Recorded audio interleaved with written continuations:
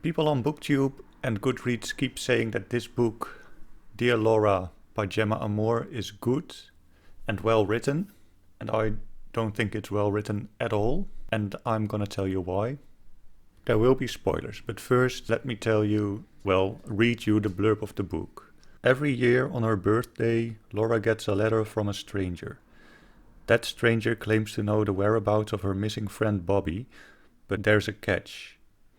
He'll only tell her what he knows in exchange for something personal. So begins Laura's sordid relationship with her new pen pal, built on a foundation of quid pro quo.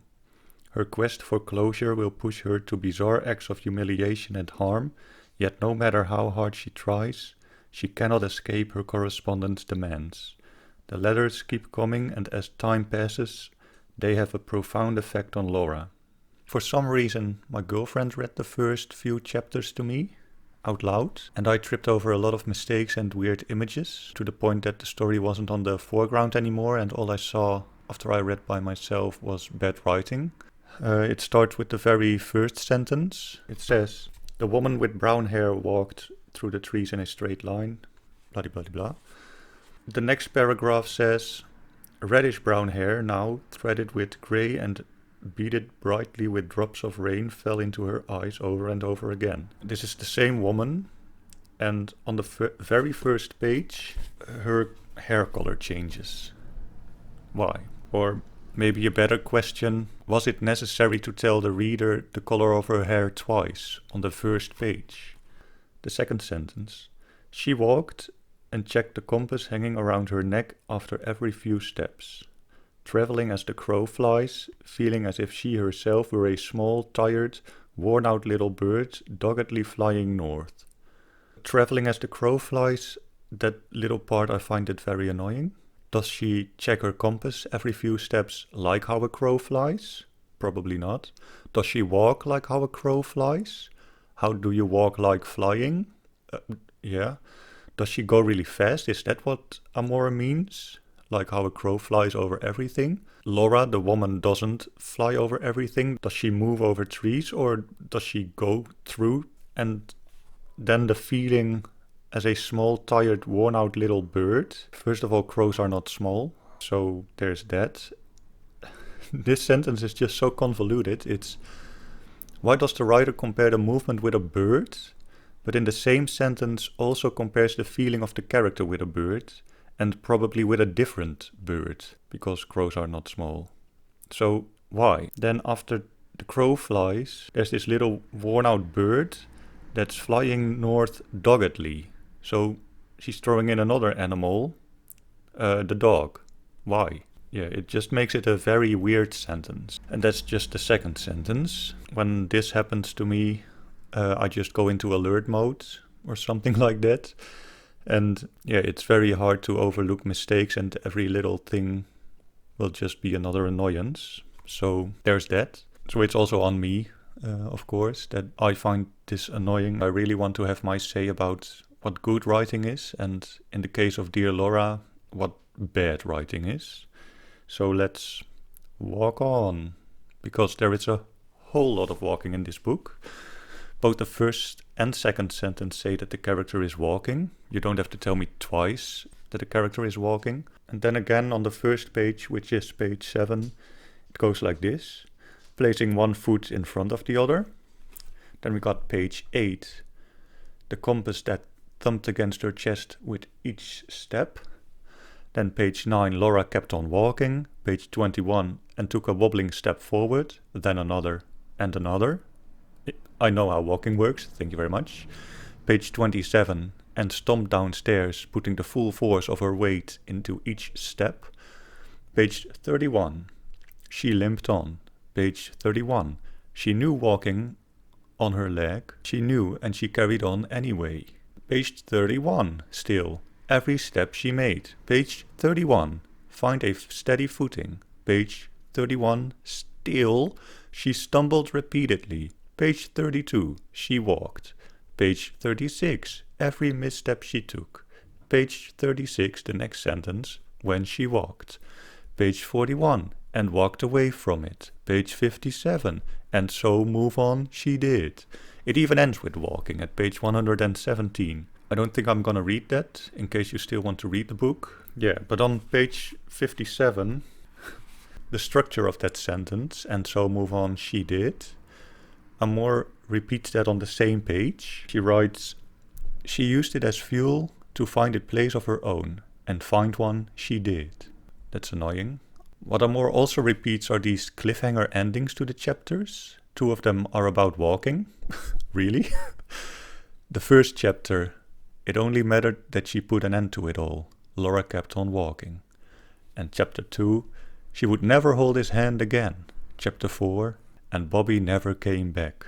Chapter 6, it's all my fault. Chapter 7, she opened it. Chapter 9, she walked. Chapter 10, sometimes you just had to let the night win. Lose the battle, win the war, she thought to herself, and the heavy towel-wrapped bundle felt a lighter, suddenly. Apart from the towel-wrapped bundle that felt a lighter, which is a typo, I know, but I was on edge while reading this, so it was just another annoyance.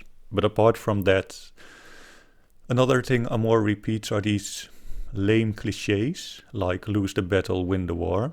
Or on page 95, and just imagine this, you've been reading about this mysterious ex-person who abuses Laura emotionally, and she received letters from this ex-person since she was 14. She has to find him, and then when she finds the place where X might hang out, Amor finds it necessary to write X marks the spot.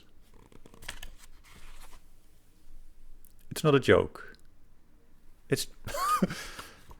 Yeah, I almost barfed. She also lets a big door creak, which is another cliche, and I know it's not a great example, but it's a way to bring this up. I just hate it when writers put in these cliches, and I've got one cliche that I hate the most. It's the one with the microphone being too close to the speakers, resulting in feedback, that high peep. And in every bloody movie where there is a microphone, this feedback is going off. I especially hate it when writers put it in a book, which luckily Amor doesn't. Is there a cliche that you hate? Let me know. Like some random guy on the internet only talking about little mistakes by a writer, thinking he knows better. Another thing Amor repeats are repetitions. Started with the color of the hair on the first page, and of course the walking throughout the book. And I know it can be used for tension or to accentuate something, but this repetition is just bad writing. Again in the first chapter, so just think about the mess the first chapter alone is in. Page 9, and she knew what the letters were. They were admissions of guilt, confessions. I did something terrible, they said. Why would you say the same thing in 3 different ways and be okay with it? It has to be a conscious decision, I think, and I don't like this decision. First of all, this part let me question the target audience this book was for, because you do not have to expand on what you mean with this sentence. They were admissions of guilt. That's clear, done, move on with the story. And this is another repetition, page 96. The compass and the map thumped against her chest. In and of itself, this sentence is fine, but I found the repetition in thumped a little weird. And then I looked at it again and noticed the compass and the map. And on page 8, Amor writes, checking the compass that thumped against her chest with each step. Again, a step. That's very important. But with each step could have easily been replaced with the map, because we already have established that the character is walking, and now it seems like Amor puts in the map at the end without going back to the beginning to check whether or not everything is the same the moment the character starts at the start of the story and at the end. It just seems like she didn't know about the map at the start of the story, so there is no compass and map thumping against her chest, but after writing the story she puts in a map to find this ex-person, and now it's also thumping against her chest, which is fine, but go back to the start of the story and put in the map there as well. And this brings me to some other in-continuity mistakes. I think that's the right word for it. Page 9, still the first chapter. It didn't even matter that he was cruel, and had been cruel for so many years, and that she was the primary focus of that cruelty throughout her life. Then, on page 10, the start of chapter 2, the first letter arrived on Laura's 14th birthday. So the primary focus of that cruelty throughout her life actually started when she was 14. Also, on page 44, still, she had the code, and that was better than nothing. She quickly figured out that the code was a geographical location, a latitude and a longitude. But she did not quickly figure it out, because on page 43, the chapter before it, it says, the numbers, after an hour or so of staring at them without comprehension, burned into her brain, committed indelibly to memory. She slept, and digits danced around her as she stood alone in a bloody blah. She slept. So first, after an hour of or so staring at them, so that's already an hour of not quickly figuring out that the code was a geographical location. Then she slept, so that's another 8 hours or so. Then the next chapter, after the first clue there was nothing. No more letters, no more codes. She waited, heart constantly in her throat. It doesn't say how long she waited, but it could have been days or weeks. Still, if you do not include this chapter, she still slept and had that hour of staring at it, which means it took her about 9 hours to know what the code meant, which is not quick in my opinion. This is also something that happens a few times. Page 85. Yeah, this is trying to be exciting. And then, when she was 44, on the morning of her birthday, it happened. She got another envelope. This isn't exciting because at the start of her story, she puts this woman already in the woods to find this ex-person. This cannot come as a big surprise. Page 92 just made me grind my teeth again. Because first of all, it says, the police. This all needed to go to the police. X was an old man now. Laura tried this once in the story, walking to the police. But she gets knocked down by this ex-person. And at page 92, Laura is in her 40s. X is old, as Laura realizes herself. So why doesn't she go to the police? Or better yet, what I have asked myself from the beginning, why did she not just call the police? I found that extremely unbelievable. Amor waves help away because Laura's parents aren't paying attention. Laura seems to be very alone, but then again she's not, because on page 82 it says, she read somewhere once in one of those magazines friends used to buy her. So she does have friends. I mean, you never hear about them in the book, but she does have friends and she isn't alone. So why did she not talk to her friends about what is happening? Nowhere else in the book does Laura have any friends. That's weird. And what's even more strange to me on page 92, she was in her 40s, a mother, a wife, an administrator of a local victim support charity alongside Frank, who is her husband, an advocate for mental health, and a child safety awareness campaigner. How can you be all that and not even have talked about your own issues? I don't get it, and I find it very hard to believe. But Amor waves this away with the next sentence. All of the pain and loss and confusion had been scooped up and poured into better, worthier pastimes than trying to piece together the demented clues that X had left, uninvited, on her doormat as a young girl. I cannot believe the career of Laura. Why would she be terrorized by someone and then go and work with similar victims? Also without having ever talked about it yourself, not even with her husband Frank, who also is a local victim support charity person. And Frank talked about his issues, so why didn't Laura do it? I'm almost at the end. I saw someone sort of raving about chapter 29, which was excellent, according to this person. I find this little piece to be very weird. It goes into this third person, and it says, the animals of the woodland watched her from afar as she dug, frantic arcs of flung earth spraying all around her, her breath coming thick and fast, blah blah blah. I found this weird because of the frantic arcs of flung earth spraying all around her, because it made it seem very cartoony all of a sudden, a bit Disney-like.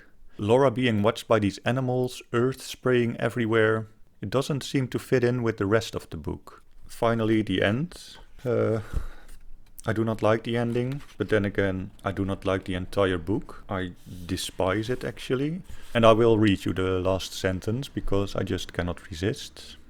And now, like a little brown bird flying north, she continues, walking on in a straight, true line through the forest, always on and never back, because that is not how we survive. The bird is back. Now a little brown bird, flying and walking in a straight true line through the forest. Laura doesn't care anymore about trees, she just apparently can walk through them, always on and never back, because that is not how we survive.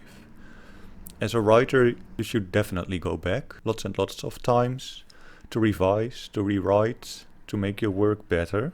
And it seems like this book by Gemma Amor needed a good editor. I don't get why people say this book is well written. Hopefully this video has helped you gain some insight in why I don't think it's well written at all. The next time I'm gonna make a bit more of a positive video. I'm not gonna whine about some book that I don't like. I'm just gonna talk about something I do like. I don't know what it is yet, but I'm gonna find out. Thank you for putting up with this video. I think people would say this is a rant, but I don't think I talk fast enough to be considered to be ranting. So thanks for listening and see you in the next video. Bye.